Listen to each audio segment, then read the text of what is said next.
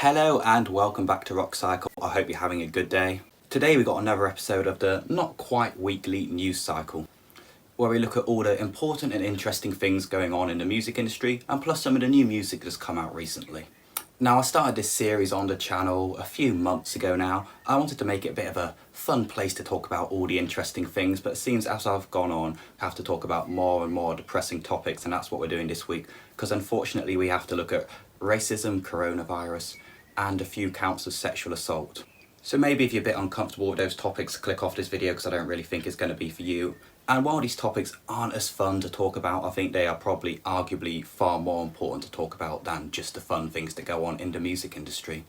So this is going to be a bit of a heavy one, but let's get into it.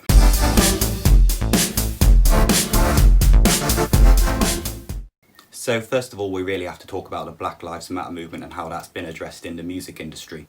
Now, I have taken a bit of time off this channel because I've been paying a lot of attention to it because I really think it's something you can never learn enough about. You always need to understand it and learn more things. Now, I'm not going to go into the full details of the Black Lives Matter movement and racism in the world because those are very complicated issues which I am certainly not qualified to talk about, and I'm definitely not the right person to talk about. I'm going to leave some links down in the description for videos and fundraisers you may want to look at if you do want to learn more about those things specifically in general, but I'm just going to be focusing on the music industry today. And I just want to add, because I've got a couple of brain cells, I fully support the Black Lives Matter movement, and I hope you do too. So the Black Lives Matter movement is kind of one big story, but I think it's probably a bit more accurate to break it down into lots of different small stories that have been going on in the music industry in this past week or so. Now, there are so many of these going on. I'm only going to look at a brief few here, so this isn't a full summary of everything, but hopefully it's enough to give you a general idea of what's gone on in the music industry. So fortunately, we have seen lots of artists, musicians, bands, and even festivals and record labels come out fully in support of the Black Lives Matter movement to varying degrees. Some artists have kind of controversially just posted a black square and done nothing more. We have seen some people take this a step further, posting long arguments, repeatedly sharing posts and petitions and lots of information about the issue.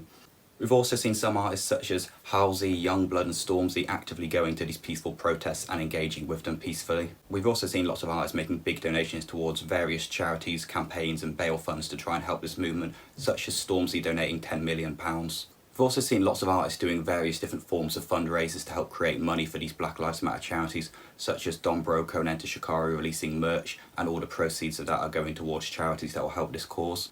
We've also seen a lot of artists doing live performances with all money donated towards that going towards a charitable cause. My personal favourite was Fever 333's because not only was it a good show, it was very emotionally impactful. We have seen some other artists be a bit more controversial in the ways that they have chosen to support the Black Lives Matter movement, such as om&m and Matt Healy, who when they were sharing paragraphs or whatever on Twitter about this cause, they added links to their own music and their own songs to these paragraphs. And they did get a lot of criticism for this. People saw this as them trying to cash in on the movement. I personally don't think they were trying to cash in. I think these guys are rich enough already. I think they were trying to help. They probably just did it in a very misguided way and they didn't really think about it too much when they were doing it.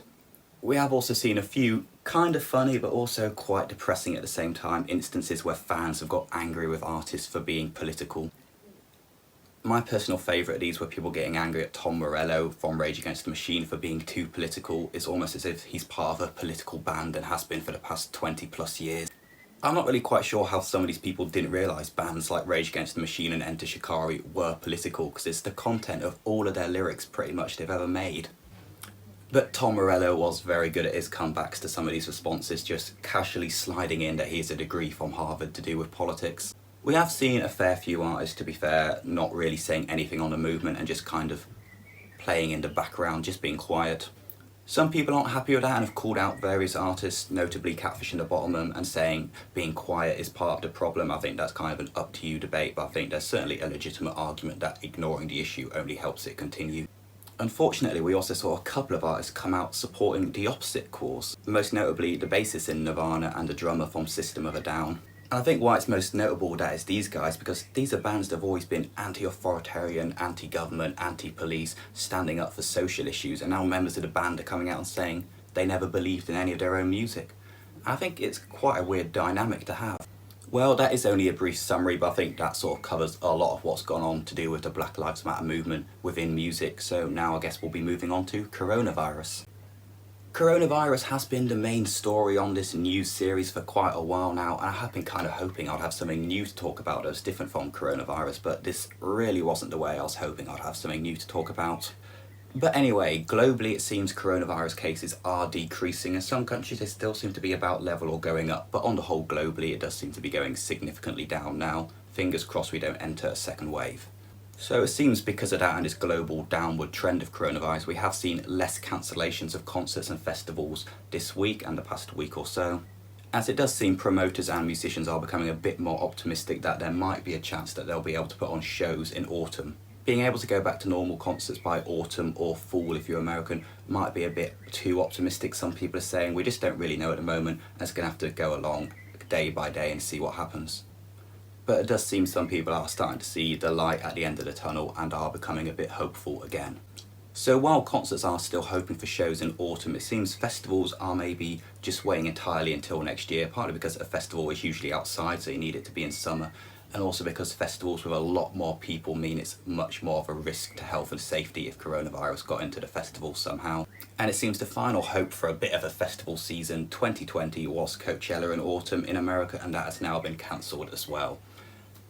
It has been speculated for quite a while that Coachella were far too optimistic with when they pushed their festival back to, and I think a lot of people knew for a while it was going to happen again next year. So far, when I'm recording this video, there doesn't seem to have been any official word about whether the lineup will stay the same or change, and there's already being a lot of speculation about that online. It does appear a few festivals are becoming quite concerned financially, and quite a few of them are releasing lineups already for next year, which compared to a normal year is extremely early to announce your lineup for next year. Today we had the Isle of Wight's festival lineup being announced. We also had Rock am Ring the other day, and we had Transmit last week or the week before. So it seems a lot of these festivals are announcing their lineups really early, so people will either keep their ticket and not ask for a refund, or maybe someone new will come along and buy a ticket, and that way hopefully the festivals won't go bankrupt. But we are starting to see some places all around the world starting to do socially distanced concerts. Now I've got a full video on socially distanced concerts and all of that things, which will hopefully be appearing up here somewhere about now. But generally speaking, there's no universal laws and rules about how to do a socially distanced concert. A lot of these places are doing it by their own standards and their own interpretation of social distancing, but a lot of it seems to generally be various different ways of keeping people well apart from each other so people aren't coming into close contact. My personal favourite of these was Flaming Lips concert, where all of the members of the band and all of the members of the crowd were in a zorb throughout the entire performance. Now I don't know about you, but that does look good fun, and I would be very happy to go to a concert like that, whether there is coronavirus or whether it isn't there anymore. So now on to the rather unfortunate and pretty horrible topic of sexual assault accusations. It has come out this week that there have been numerous accusations made by women against Austin Carley, who, if you don't know him, he was the original singer of Mice and Men and has since gone on to do some of his own stuff since he left the band. But it came out this week that numerous women went to Alt Press to speak about their experiences and tell their stories and quite horrific events that happened to them because of Austin. But for some reason Alt Press gave up on the story. They just sort of binned it off, and since then they've been posting articles really praising Austin about all the great things he's doing, and some people who were involved in writing the original story were really unhappy with that. The number of women involved in the original accusations hasn't been released as of yet, as far as I'm aware, but since then we've seen 11 new women come out with sexual assault allegations against Austin. The sheer number of women involved in making these accusations against Austin has really added a lot of weight to the cause about it. I think it's not only really horrible that Austin has allegedly done these things to so many different people, but it's also very concerning that a media outlet, Alt Press, decided to suppress this story and push it down so they could keep up good relations with a musician and they could keep doing interviews and articles with him and he'd happily work with them. Because that's not really what true journalism should be. Alt Press has responded saying they're going to be better in the future and trying to explain why they didn't originally publish the story, to do with people who they interviewed were then saying they're not comfortable to be interviewed, or some people were changing their stories or something they said in their statement they released, but quite a lot of people have criticised this as victim blaming. So that is a very unfortunate situation to say the least. We're yet to see how this is really going to be resolved and if it will even be resolved. And this week we've also seen some pretty horrible allegations against Josh Woodard, who's the bassist in A Day to Remember. Now these allegations are detailing the time that he raped an underage girl while she was intoxicated. It seems to be because these allegations have only come from one person, it hasn't gained quite as much media attention as the allegations against Austin.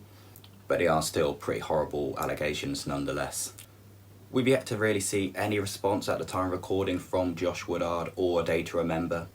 So it does seem this situation is yet to be resolved. Again, even if it is resolved, because it does seem a lot of bands have a history of just playing quiet when these allegations come up against them, just keeping a low profile online, then popping up again in a few weeks when everyone's forgotten about it and moved on. But hopefully that's not the case here and justice is served in some way. But now let's try and end on a bit of a happy note after quite a gloomy episode of News Cycle, and we're going to talk about some of the new music that I've been enjoying from this week.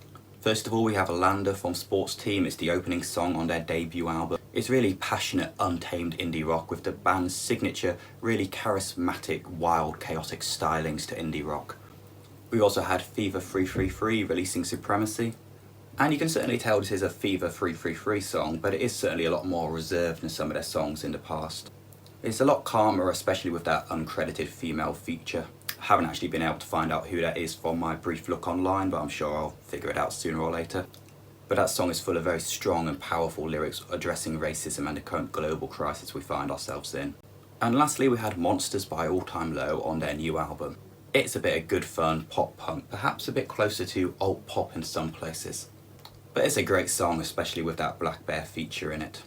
So that is News Cycle for this week. Hopefully you've enjoyed watching, or maybe not enjoyed, but at least found it informative this week, I guess, since it wasn't really an enjoyable video per se.